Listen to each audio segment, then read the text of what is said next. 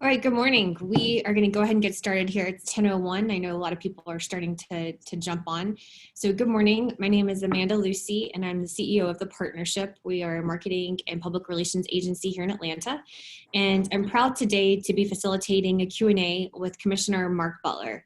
Mark is a native of Carrollton, Georgia. He has been the labor commissioner since 2011, actually the first Republican labor commissioner in the state of Georgia. He has done a phenomenal job as labor commissioner and has initiated a lot of new programs. And he is here with us today to answer all of our small business questions about the current pandemic we've been going through, what the Department of Labor is doing. And we appreciate all the questions you submitted in advance. So Mark, do you want to say hello to everyone this morning? Hello, everybody. Thanks for having me on. A lot of things. I know you guys got a lot of questions, but let me go ahead and kind of give you a quick overview about what we've been seeing, and also give you some clarity on some stuff. First of all, we take a look, and when we look back, we kind of our start date from the pandemic issues with unemployment, or when people started, we started seeing the claims activity really pick up. It's March 16th. Since March 16th, we've had over 1.3 million claims filed. Of those 1.3 million claims, we've verified about 780,000. What that means by verified is that those people actually are attached to some wages, actually can get unemployment in the state of Georgia. And the other ones are either people who did not have enough wages or had no wages and therefore are not eligible for unemployment. However, a lot of those people are eligible for PUA. Now, that being said, without getting too much into the weeds on it, during this time with all the people that we have currently now that we have verified and can get paid, right now we're at about 82% or over 82% of all the folks that have filed and can be paid are getting paid. State and federal unemployment monies that we've paid out since the 16th are over $2 billion in just that very short amount of time. So it's a very heavy lift in a very short amount of time. Right now we're currently running 7 days a week, 10 to 14-hour days. There's a lot of rumors saying, well, you don't have your local offices aren't open. Well, they're open. They're just not open to the public. Our employees are showing up there every single day, and they're working 7 days a week. The big issue about opening to the public has to do with the fact that right now, if you take a look at the reason why people are trying to get in touch with us, or they would want to actually physically appear in an office, 95% of those reasons are going to be to ask a question on their claim. Same thing they could do on the phone. And I know people say, well, I can't get through to you on the phone.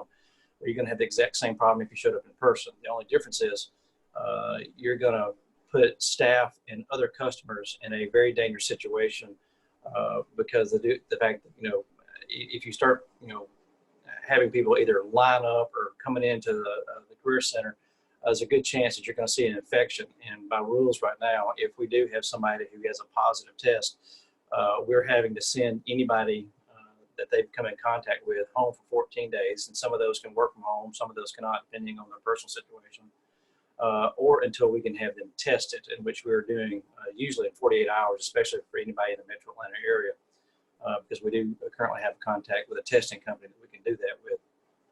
So in order to keep as many people online as we can to process claims and deal with issues, we've had to limit pretty much all public access to all of our buildings. As a matter of fact, we're not even allowing visitors or family members into our main office, which typically customers do not come into. It's very much restricted right now because we have had some positives that have showed up in our workforce. We've had to send some people home for a few days. We've actually had to shut down a few offices. Which a lot of times it's not just sending them home and getting tested, but we also have to have somebody or a vendor come in and do a thorough cleaning of that office to make sure that it's been sanitized and whatnot. And so it's very much a delicate balancing act. And the reason why it is because currently our staffing levels right now are at an all-time low. And the reason for that is Department of Labor across the nation, we're funded based on a formula. And the formula is based on how many claims that you are currently processing. And before this hit, we were at an all-time low for processing claims. We went from doing 20,000 claims a month to 1 million. And if you go back and look during the recession, at our worst days during the recession, we had about 2,200 plus employees in the Department of Labor. Today we have barely over 1,000. And during that entire year, which I think the worst year in the recession was 2009, there was just a little over 1 million claims filed during that entire year. And we've already seen 1.3 filed in basically about 6.5 weeks. So it's been an extremely heavy lift. We've been able to lean on IT to do most of these. Currently, I would say from what I've been able to gather from other states, we're currently outpacing pretty much every other state when it comes to not only processing claims, which processing means we've got it in, we know that you filed a claim, and we got you going.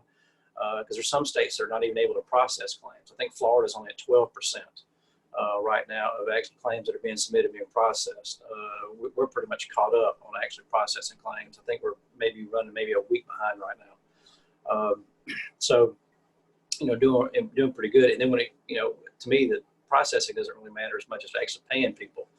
And our high percentage of actually paying those that have actually applied is really good. Like I said, right now it's about 82%, and that's a little deceiving because some of that 18% that we haven't paid yet, it's not because we haven't gotten around to paying them or we have been able to do it.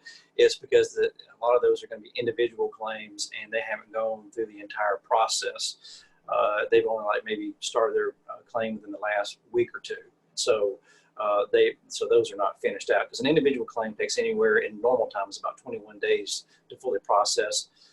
Right now it's taking a little bit longer than that. However, we're starting to see that curve back down to 21 days as we're continuing to catch up. So that's kind of a quick overview of kind of where we are and what we're dealing with right now at the Department of Labor. And Amanda, I know you've got lots of questions.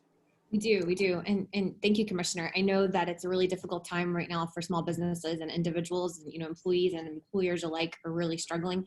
And we've never seen anything like this, right? This global pandemic that's impacted us so quickly. So I know it's impacted the department there, and you've really pivoted hard and tried to kind of expedite things as quickly as you can, especially considering you're down resources, which is really a tough situation to be in going into this. So thank you for your time today. I'm going to jump into the questions now. The first question is, can you explain partial unemployment and how long is it going to be around? Well, actually, this is kind of an interesting question, and maybe we should change the name of it. But partial unemployment has actually been around for about 40 years. It's an old way of filing unemployment, and it was originally created for temporary shutdowns because, back in the day, the state of Georgia was heavy into manufacturing and textiles, and a lot of times you would see temporary shutdowns either for because there was an issue with the factory and they had to send people home for a while. And so really the definition of partial unemployment is not you get a partial amount of unemployment. It's actually you're partially unemployed. And what that means is you're still connected to your employer. It's a temporary shutdown, but your employer is not able to pay you right now. And so you can actually collect unemployment while still being employed by your employer because you're not getting paid. That's really the main definition. And we don't have any, we're not going to get rid of it anytime soon. During this pandemic, we decided to do something different with it. Obviously you're going to have some plus and minuses to the process. But one of the main features of partial unemployment is when an employer files for their employees, basically most of the work that goes into a regular unemployment claim has already been done. You've told us who the person is. You've told us, that they've been laid off, and you're in agreement of that. And so it really shortens the process up. So instead of somebody having to wait 21 days or more, they actually can get their unemployment in about a week, sometimes even less. And so we knew that also that was a big consideration in using partials for this particular case, because when this first started, the feeling was it was only going to be for a very short period of time, maybe a few weeks. Of course, obviously we know differently now that it's going longer. And also the fact that when when you send in your spreadsheet with all your employees in it, that that it's easier for us to process instead of having all those individual claims, which actually could cause some serious issues with our systems. So instead of having 1.3 million individual processes going in there, we've actually been able to make a serious dent in that by using the partial claims process. Now, one of the things we've learned in the pandemic by using the partials is we're actually going to expand that use going forward. And actually, we're going to use it even more. And because of how we've continued to develop the process internally and change some of our IT processes, we're going to allow unemployment to be filed either way in the future. For example, if a company is going to have permanent layoffs in the future, we're going to allow them to file for their employees instead of making the employees go do it. So that way they can get their employees paid faster and cut out a lot of paperwork for both the employee and the employer, because all of that will be done up front. That's great. But in the future, what will happen is basically, if it's going to be a permanent layoff, then once the employer files, then the very next week, of course, you will have to notify the employee. Of course, they'll know because they're being laid off. And then the employee will immediately take over the claims process and start doing all their own certifications weekly, which I'm going to go ahead and cover something that's going to be coming up in a future question. For those that have filed partials for your employees, and you discovered that going forward that some of these are going to be permanent layoffs, keep filing partials for them. And there's several reasons why. First of all, we're still testing the process to switch them over to a permanent unemployment claim. Say if you're going to, like say if you've got 100 employees, and you're only going to be able to take back 75. We're going to give you a process at a point here in the future to where you can go in there and say, okay, I'm keeping these 75, but these 25, we're about to make them permanent layoffs. And then once you're able to notify us on that, then we're going to be switching them over to individual claims. We don't have that fully tested yet, but it's coming soon. And there's another reason why you want to keep doing that. As long as you're filing for them under the pandemic umbrella, then your account is not being charged. And that was one of the questions, Mark, is if someone's fully laid off due to COVID, will employees be charged to their account? And the answer is no, they won't. Well, as long as they're under the pandemic and you're filing on their behalf, and then you're good. But now, once somebody becomes a permanent layoff, that they're not coming back to you ever, then that does start charging. Okay. So that's an advantage. Keep them on your partials as long as you can. Okay. And it won't charge against your account. That's good to know. So should employers stop filing partial claims when an employee refuses available work for any reason? Well, yes. I mean, that's also one of the features that, it's going to kind of one of those things that, it's everybody's going to get mad at me in the end, especially the ones that do this. But by having the employers be in control of the weekly claims process, you actually control and you tell them to come back. So if you have somebody who's being totally non-compliant, now I would stress, if you have somebody that has health concerns, legitimate health concerns, or that person has a partner or a spouse or a family member that they're living with that has serious health concerns, then please work with them.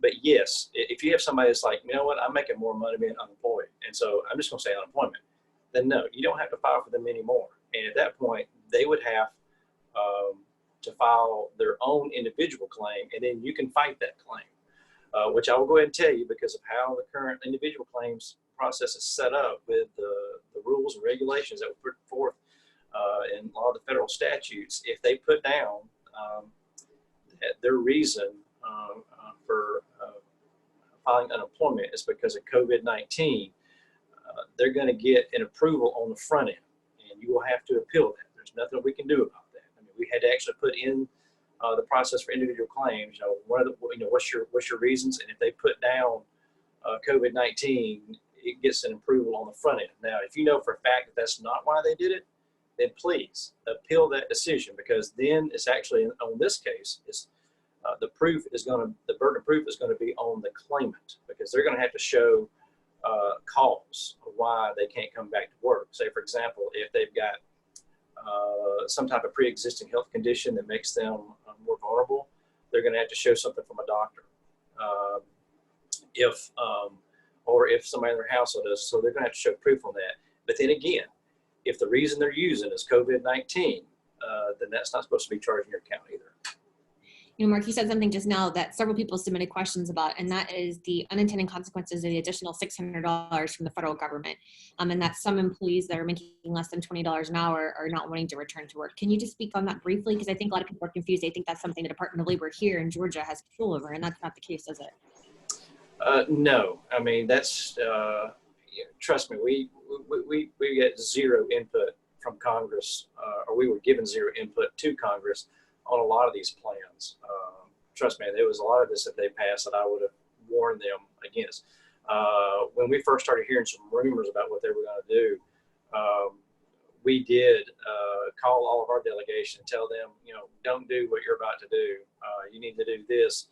We gave them some different options. Of course, our options didn't win the day. Like, we didn't want to do the 600 because first of all, that was going to be a very difficult coding issue for us to put in our system to do. We actually tell them, if you want to enhance unemployment, just double or allow all the states to double whatever somebody's getting. So for example, a person normally would only get $250 in unemployment, make it 500, and we could easily have coded that. It would have been easy to pull off, but that's not what they wanted to do. So yes, it is going to cause a problem, and we've told them that. And it's not only going to cause a problem for employers on the front end, but it's going to cause a problem for these employees, because some of these folks, and I have warned several people that said that they're going to try to do this. Once July ends and that $600 goes away, then they're all going to go, oh, and now I need to go ahead and get my job back. But I have a funny feeling a lot of employers are going to look at those people differently. Just like coming out of the recession, those that maxed out their unemployment and went the whole 99 weeks, if some of y'all remember that. And they showed a big hole in their work history coming out of the recession. Those individuals had a much harder time finding a job coming out of the recession than those that maybe picked up some part-time work here and there.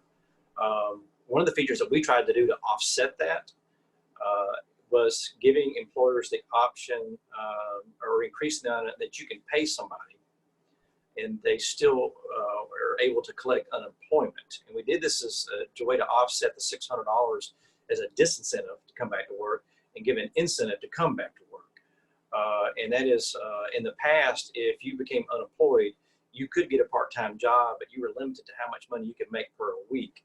And what that was set at in the past, it was basically about $50 that you could make per week, and anything over $50 started counting against your unemployment. Of course, at that low number, very few people took advantage of that. So we looked at the situation on the very beginning and said, okay, let's increase that amount to $300. And maybe by this way, we can incentivize some people to go back to work, even if it's at reduced pay. Like, for example, in restaurants, we know they're going to have a slower time gearing back up. And so we're encouraging those companies to keep filing on behalf of their employees, because under this scenario, somebody can make money from their employer and still get some state benefit and the federal. And so not only are they coming back to work and you're able to use those people's talents in your workspace, but they're also benefiting from all this money that the federal government has thrown down to the states.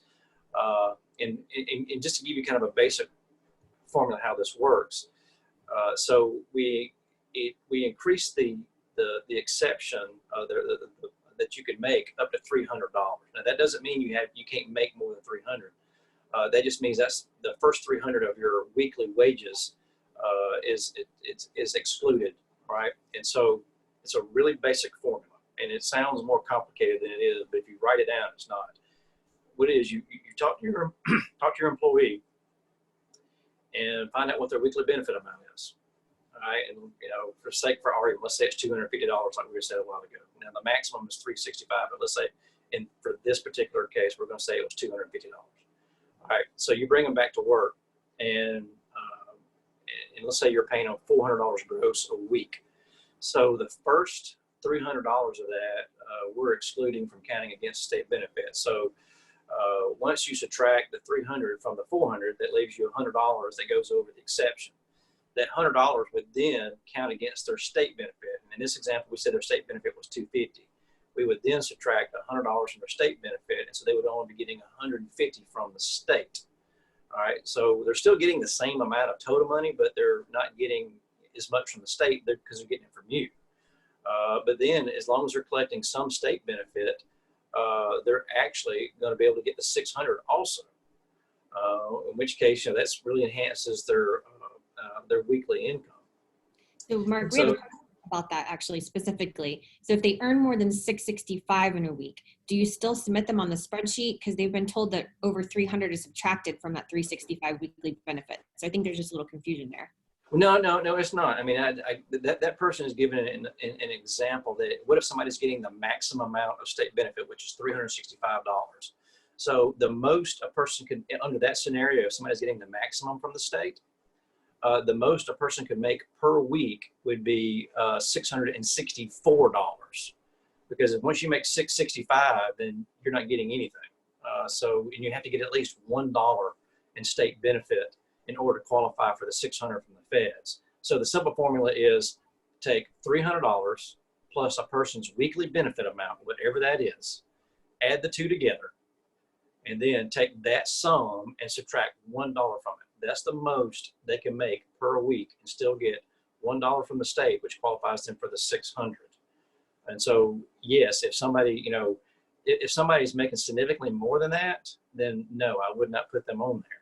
However, if you think that their pay is going to shift, maybe it's either commission or the hour shift, then, all you got to do is put in their wages. If they make too much money during that week, we're not going to pay them. So it's not going to matter if you leave them off or put them on. So if it's simple just to keep them on and put their wages in there, it's not going to matter, because if we see on there they've exceeded the $300 plus their weekly benefit, they're not going to get anything from us. Okay, that makes sense. Thank you for clearing that up. We have a question about founders. So a lot of us that own small businesses, sometimes we pay ourselves last in situations like this, and there's some people asking, can a founder put themselves on unemployment instead of furloughing other employees? Is that a possibility? Yes, as long as you're paying unemployment taxes on yourself, absolutely. And even if you're not paying into the system, Congress created the Pandemic Unemployment Assistance, PUA. You may have heard that bounced around. That was made for people that are 1099, self-employed, people who don't pay into the unemployment system, which has also been a massive headache for us to be able to pull off, because typically, a lot of people think that unemployment is based on your income, which it is partly, but that's how the income part is how we base how much money you get in unemployment. Unemployment is actually based on premiums paid. And if you're somebody who's never paid into the unemployment system and never paid unemployment taxes and have never reported any wages to us, then you will not qualify for unemployment. But now, if you're a business owner and all of a sudden you've had to stop paying yourself and because of whatever's going on with your company, and you've been paying unemployment taxes on you, yes, you can put yourself on the spreadsheet. Absolutely. You can put yourself in there and you can collect unemployment. If you're somebody that doesn't pay into unemployment taxes, you'll have to file unemployment on yourself first, show that you've been denied, because when I say the reason why you have to do this is one of the qualifiers to get the PUA unemployment for self-employeds is we have to prove that you're not eligible for any unemployment. And the way to do that is to apply for it and then be denied. And then you'll receive a link to apply for pandemic unemployment assistance.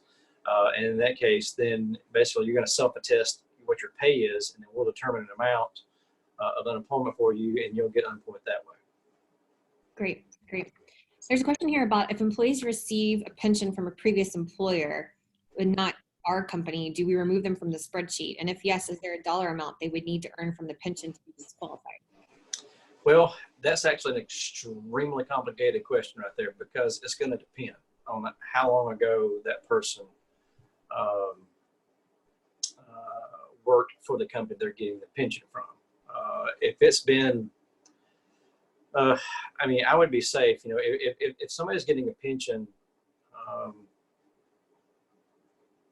let's say they just retired, and so their wages are still from their previous employer, going to be counted in the base period, which goes back 5 quarters, then yeah, and if they're making too much on that pension, if it exceeds $300 plus whatever weekly benefit they were going to get, then no, I would not put them in there because you're going to have to report their pension. But if it was like several years ago, let's say somebody retired 2-3 years ago, then yeah, they can receive unemployment. But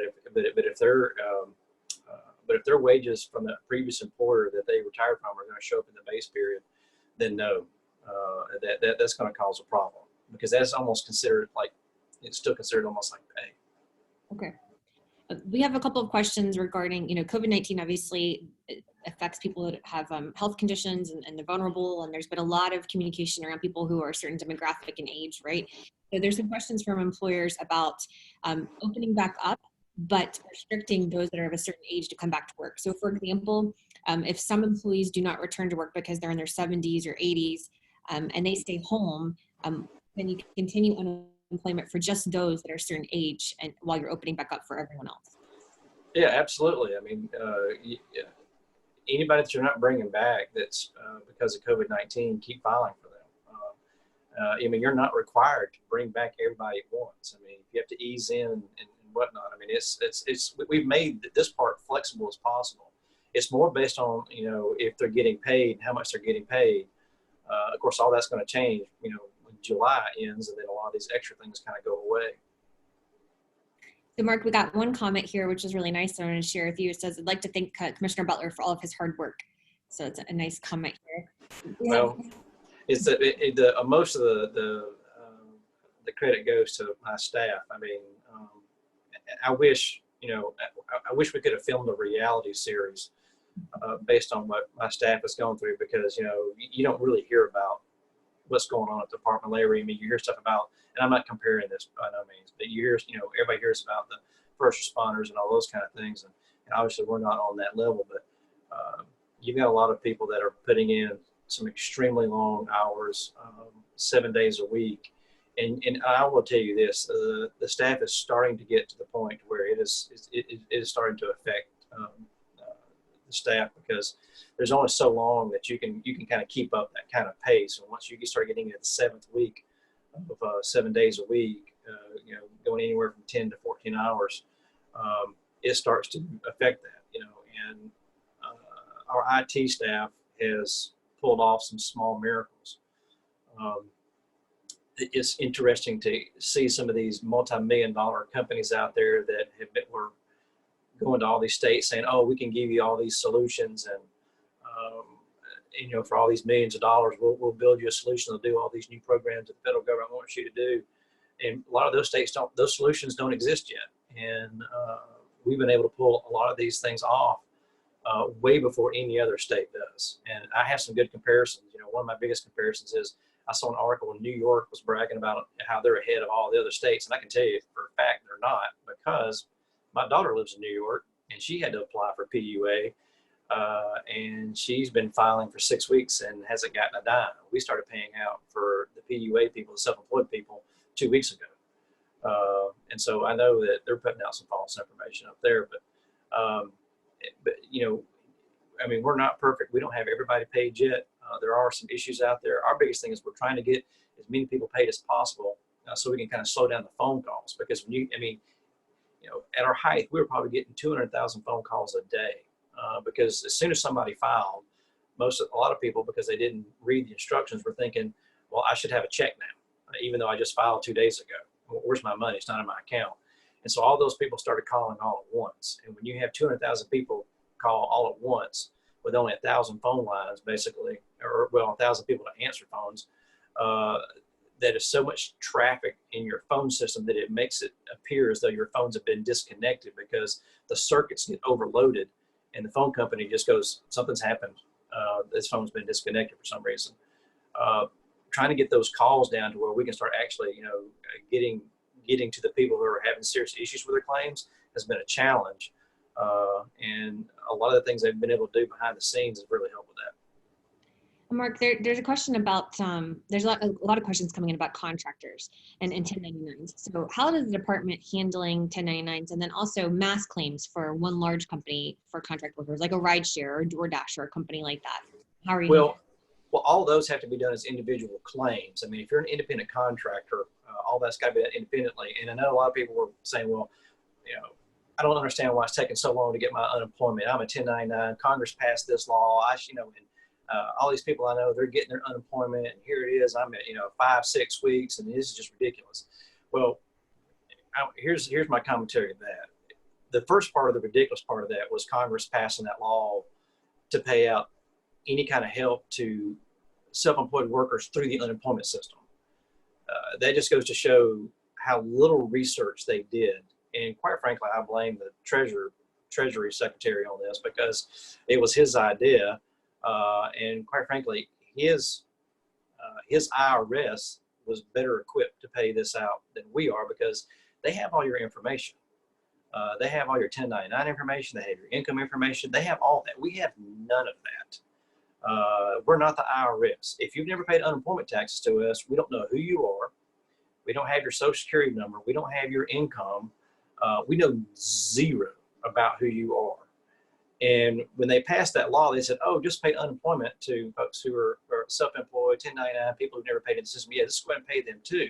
But we want you to do their unemployment just like you do regular people. And so, because no state is set up to do that, we, not figuratively, and I hate using the word literal, but we literally had to build an application from scratch. They didn't give us an application. They didn't give any state an application. They said, here's your rules. And it took them about 2 weeks to come up with the rules.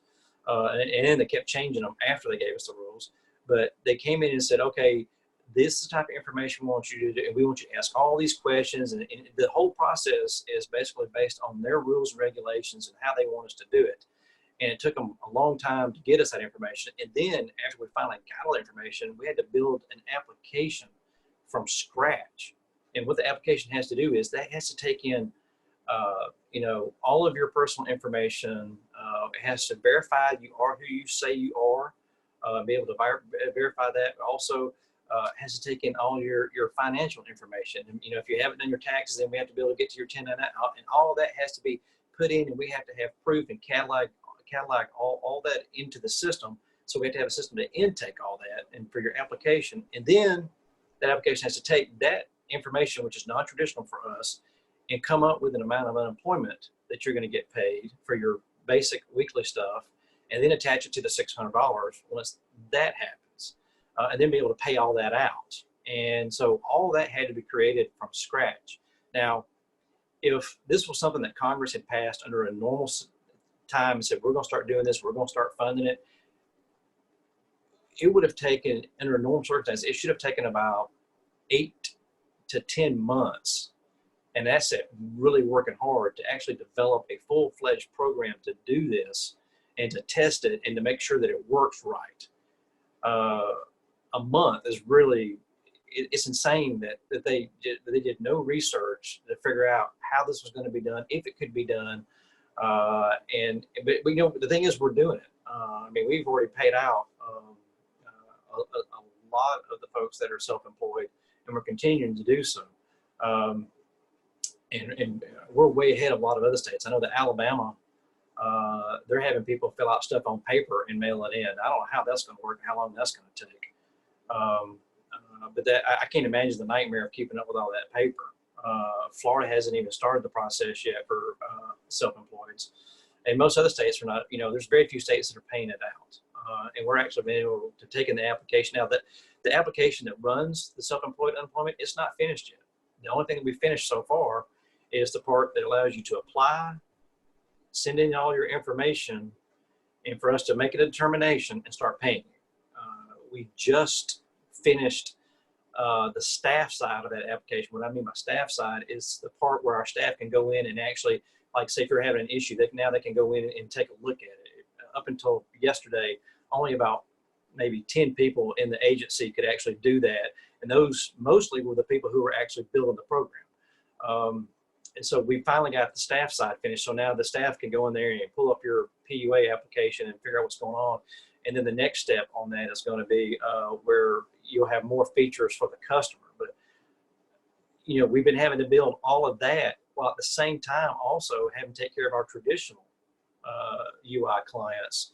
And we were having to constantly build more and more features for them. And so, you know, it's a miracle, quite frankly, that they've been able to pull off some of the things they have. And every single morning, not the first thing, but one of the first things that I do in the morning is there's an IT, what they call the IT stand-up, where every single morning, all our business users, when I say business users, the different divisions, from the field offices to the internal stuff, we all get on a call and we talk about the different features that are going live with IT, changes we need to make, problems that we're finding, and going in and they're making adjustments on the fly. When I say problems that we're finding, some of those problems are on our end where things that are not being done correctly with us, but a lot of the problems we're actually solving are common mistakes that we're seeing customers make, and we're actually going in and doing IT changes to fix their mistakes for them.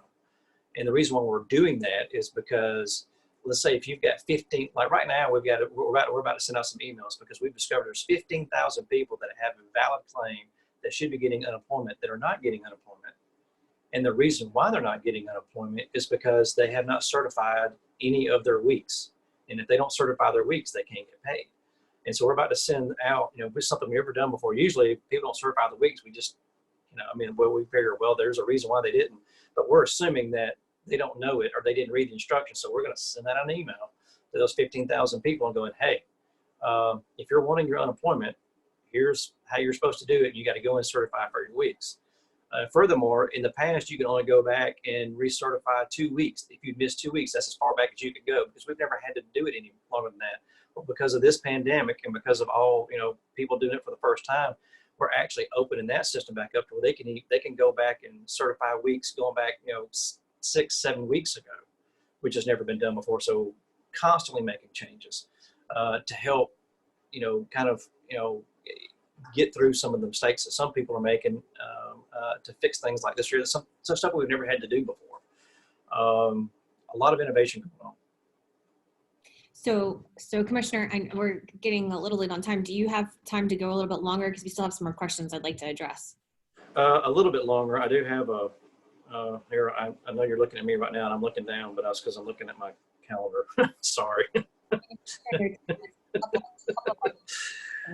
Yeah, I've got a little bit more time. I'm just looking at, I have several of these today, and I'm just seeing what the next one's coming up in a little while, but I got a little bit more time. There's a couple of different topics we need to cover. One is stopping unemployment, also family illness, FMLA, and then the economy. So I'd like to talk about FMLA real quick. So there's some questions around FMLA. If people are out on FMLA because schools are closed or because there's someone in their family that's sick, do they still file them under partial if they're making, the 665? What are the rules around FMLA? Okay, your audio has dropped dramatically, and I could not hear that question. FMLA, the question was around FMLA. Uh-huh. And if someone is on FMLA because their children are at home or because someone in their household is sick, if they are filing partial, do they still file partial even though the employee's on FMLA? Well, that one, you start getting the FMLA stuff. It's all going to kind of depend. Obviously, if you're not paying them, actually, I think I've got a note on that one because I think I did see that one before. But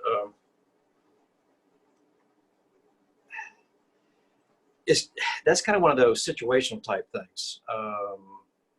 Of why are they out on FMLA, and are they collecting any pay? Because there were some provisions that were put in there where they can collect a certain amount of their pay. So depending, I would have to say, if they're making over $664, if they're getting paid through some of the new provisions on that one, then no, you don't need to be doing that because they're not going to be eligible anyway. And it kind of keep it basic on that. But if they're not, that's kind of really, it has more to do with if they're getting any pay from you and how much you're paying them and how much their benefit's going to be. That has more to do with even if they're on FMLA than anything else. Okay. Let's talk about stopping unemployment. So a lot of businesses are starting to open up, and some people online are thankfully able to open their businesses now. How should a company stop submitting employees unemployment? Do they just cancel in some way, or they just stop putting on the spreadsheet? And then if an employee was on temporary unemployment, What do they need to do to permanently eliminate positions? Those are the two questions about stopping employment. Okay, yeah, I think I briefly covered this earlier, but first of all, there's several different reasons why you would be doing this. Now, first of all, depending on how much you're paying, if um, if the people make, higher salaries and you're bringing them all back and they're going back to their old salaries and they're not going to qualify for anything anymore, then you would just stop certifying. Once you stop certifying, then the unemployment just stops. That's how the partials work through employers. It just stops. You don't have to do anything special. You just stop. Now, what I would say for those that are going to have some permanent layoffs, I would ask that you keep filing on behalf. You don't have to, but keep filing on behalf of those individuals. Make sure that if they find a job somewhere else, if you tell them that they're not going to have a job anymore, that they tell you. And so once they start getting paid, you don't want to keep filing unemployment for them if they're getting paid somewhere else. And the reason why I'm asking you to do that is we're going to give you a tool to where at some point when you here in the next week or two, I'm hoping it's going to happen. This is another one of these new tools that we've developed to where when you do your spreadsheets, either on a checkbox on the spreadsheet or on a separate spreadsheet that you'll download, you'll put your permanent ones in there. And once the permanent ones happen, then you wouldn't have to do those again once that system is put in place. And make sure you're checking your emails and you have an email file with us, but you'll get notified, okay, look, starting on so-and-so week, if you've got some folks that are going to be permanent. And that way, and the reason why we want you to do it that way is in this new system that we're developing, we'll be able to immediately put them into an individual claim and there'll be no stoppage for them. Otherwise, the old way of doing partials, when people have done partials and then have permanent layoffs, what would happen is you would stop paying the partial on that person and then that person would have to do an individual claim. And right now, because of the high volume of claims, they could go without unemployment for 2-3 weeks. And so if you can, obviously I can't make you do this, but remember, as long as you're filing for them, it's not charging against your account. And so once they become a permanent layoff on their own claim, then it does start charging against your account. So okay, if you could just keep doing that until that point. But the tool is being developed. I mean, we talk about it internally, and I'll tell you, I mean, I probably shouldn't say this, but we're actually calling it the inside code name for this new features. We're calling it the divorce. And so at some point you divorce yourself from that partial claim and it becomes an individual claim. And we were talking about it again this morning, and it's right now it's being tested to make sure that all the features work, and it does click right over into an individual claim. And so that feature it will be available soon, and you'll be notified through emails. In fact, you should have already gotten an email explaining that some of this coming forward. So if you haven't gotten the email, you might want to make sure you have an email on file with the Department of Labor, and also make sure that's not going to your spam, and make sure you're put us on your accepted list. Commissioner, there was a good question that came through, and we've had so many. So I think what we might have to do is capture all these questions and follow up with your team to get answers to everyone that's on this call, because we're going to run out of time here. But there's two final questions I'd like to ask you. One is, why can't you hire more people for the department? Is that a solution potentially, especially if we continue with the economic situation we're seeing right now? Well, yes. I mean, we have been hiring and adding more people as we kind of go, but understand it's a slow process. When you're talking about getting dumped on your, 1 million claims in a short period of time, your options for adding people and then those individuals actually being effective are somewhat limited. First of all, if you work for us and you're handling claims, you have to pass a national background check. And so we have to clear you through that process. Also, you have to go through the interview process, and we've shortened that. I'm doing direct appointments, which actually makes it almost an immediate hire. But the first thing that we tried to do and have been doing is bringing back retirees from the last 3 years. Also, anybody who has left our agency and gone to another state agency in the last 3 years, asking to borrow those individuals, because they're going to be effective immediately, because they know the process, they know how to do the work, because it takes a while to train somebody up, and for them to like in a normal process, it could take somebody to actually do claims, to do them correctly, it could take 5 or 6 weeks. And, and then you've got to take people off of actually doing the work to do the training. And so it's a very delicate balancing act. And what we have been able to do is add some people to take care of some other, I guess, less skilled jobs, and shift people from those less skilled jobs that have some knowledge base into the others. And so, but the thing is, I mean, you know, we're even doing with what we're doing right now. I mean, we're actually, you know, making some massive strides in actually getting the claims paid. Because somebody says, why don't you hire, you know, a big call center to take these calls? Well, here's the problem with the call center. First of all, it takes several weeks to train up a call center to answer your calls. And then even then, those people are not going to be able to answer your questions, because people are not calling, you know, just to be calling. They're like, I've been, you know, claiming my weeks for 5 weeks. I'm not getting paid. Can you look at my claim? And of course, a call center is going to say, well, we don't have access to that, but we'll take your name and number and we'll put you on a list, which we've already kind of developed a list, but the problem is the list is so long right now. Anybody that gets added to the list today is probably not going to get a call back for about 3 or 4 days. We are actually looking toward another technology solution where people can just go in and digitally add themselves to a callback list and not have to deal with a call center. And so we're talking with the company to do that. And we're getting questions too about the side system. When is it going to be operational again for employers? The side system, the problem with the side system is we don't control that. That's a federal program. It's run by the feds. It's operated by the feds. It's maintained by the feds. Just like our interstate claim system, which is also operated and maintained by them, has been overwhelmed. And so they weren't prepared for the influx. And so, you know, we're not getting a lot of information on them. We'll try to send out something as soon as that, you know, comes back up. But, you know, I think the first thing they were working on was the interstate claim system. And what that means, the interstate claim system is when people have wages in more than one state, we have to be able to access those wages from other states, and that can really slow somebody's claims down. And that system was down for weeks because of all the states hitting it all at once. It crashed that system. So, you know, the same people that are criticizing us in Washington, D.C. for not getting this done, their systems are not working. Well, first of all, I just want to say, I mean, we have so many questions. So what we're going to do to everyone that's on the call, and thank you for your time and sticking with us this long, is we're going to pull together all these questions and get your answers and get back to you in the next few days. We'll send a follow-up email to everyone that participated just to make sure that we've hit all of the questions and gotten answers to you. And Commissioner, can you just kind of wrap up by talking about the economy? Obviously, this is a really challenging time and there's a lot of uncertainty, but kind of, do you have any forecasting tools or anything you can share with us for the future for all those business owners and even some of the employees too that have a lot of a fear and uncertainty for the future? Well, the only thing that I can tell you is that we got our work cut out for us at Department of Labor, because even though we're dealing with, to say the term record amount of claims is really insufficient. I mean, this is one of those things that everything else is going to be compared to. I mean, it's just ridiculous. I mean, all these claims all at once. But at the same time we're doing that, we're getting a lot of phone calls, especially in the last couple of weeks. It has really picked up. A lot of employers wanting to hire. And so, whereas a lot of, you know, I think there's going to be a lot of churn in the economy. What I mean by that is a lot of people shifting employers in the next several months. You know, we just received,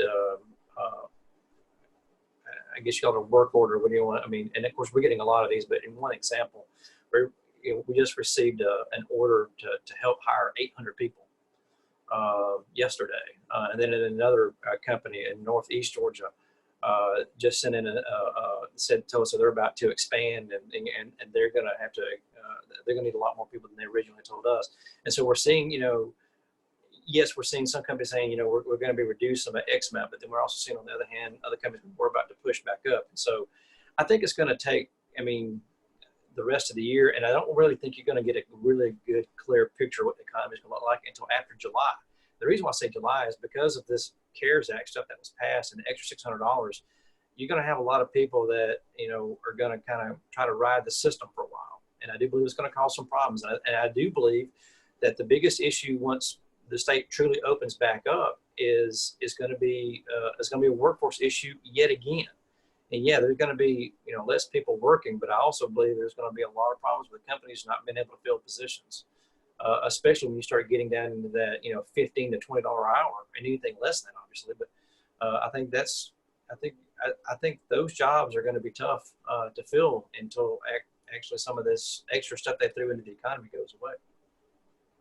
Is there anything you want to say to the small business community that's on the line today, some of our partners? Well, I know this has been a very difficult time for everybody. I have a small business background. I ran our family small business for 20 years. And so I've been on both sides of this. And we've tried to make this as easy as possible for everybody, even though it's been very difficult. We've made a lot of decisions in the heat of the moment that some were good decisions, and some, if we could go back, maybe we tweaked them a little bit. Just remember that, it's been tough on us. I know it's been tough on you guys, but we're going to get through this, and we're continuing to tweak the process as we go forward to make things easier. And I can tell you one thing we've learned a lot of very good lessons from this, that I know that if we ever have to go through this again, God forbid, then we have a lot of good lessons learned from it, because we had nothing to compare it to. And also, we're going to be changing some processes from normal times that we found out that, hey, we can do this easier. Now that, we've seen this process, before it only affected maybe a few hundred people, but now it's affecting several thousand people because everything's magnified. But hey, you know what? If we change this and change that and change this, that's going to make things much easier on everybody. Now that we can see it. So there's a lot of lessons learned through this process. Well, I just want to say thank you, Commissioner Butler. We really appreciate your time today and for all the thorough explanations, and really for your empathy. There's been some comments here that they feel like the department's doing a great job, and really appreciate the human side too. And I just want to say thank you to all of our partners and everyone who joined the call today. Hopefully it was informative here for you. We want to be a resource for small businesses and for all of our partners. So thanks everyone for your time today. Thanks, Mark. Thanks.